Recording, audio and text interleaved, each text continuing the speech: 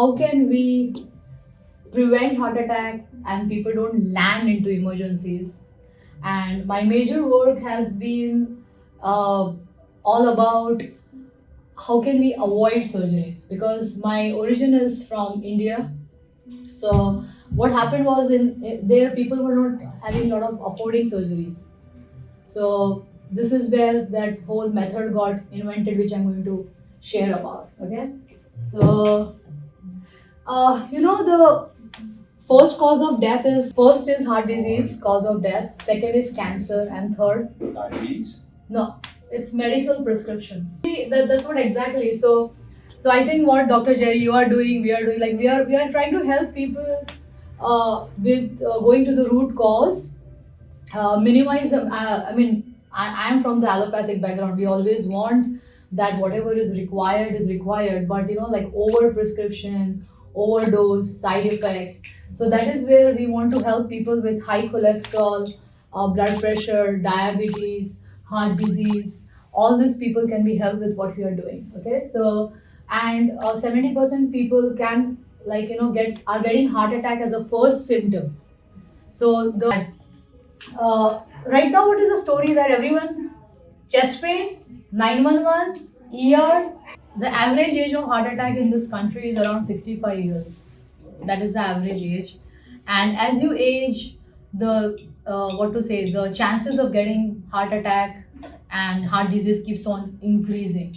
But nowadays we are seeing like people in 40s and 50s also getting heart issues. Especially my clinics in Mumbai, my average age which I'm treating is in 30s and 40s. That is all because of the faulty lifestyle.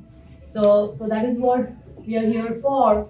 That we need to prevent this, because when a heart attack happens, the muscle is damaged, and that is permanent, and then it leads to heart failure and all these crazy things which is happening of heart transplant and everything. Now, what I'm sharing now in the next 30 minutes is something very, very important, because so what we are doing is going to be a game changer. Because imagine that if you see the freeways, like how we have so many freeways. So if there is only like one or two roads to go to your home and say they are blocked, but if there are say 10 ways by which you can reach your home, you can always find some way or other to reach your home, right?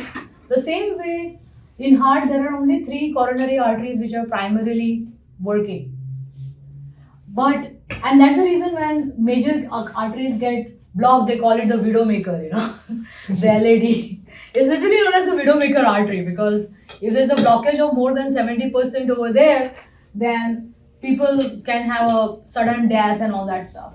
So what we are doing here is that if we can build up all the small arteries, what we call the collateral network, if we can build that up, then say God forbid, even if there is a clot or something, we can prevent a heart attack. That's the whole thing. I'll explain you more further, but just a little bit diving into the concept. Like what you shared was the stenting, right? So right now what happens is that if there is a heart attack, it's an emergency. So you have to open the arteries with a balloon, and then you have to put in a stent.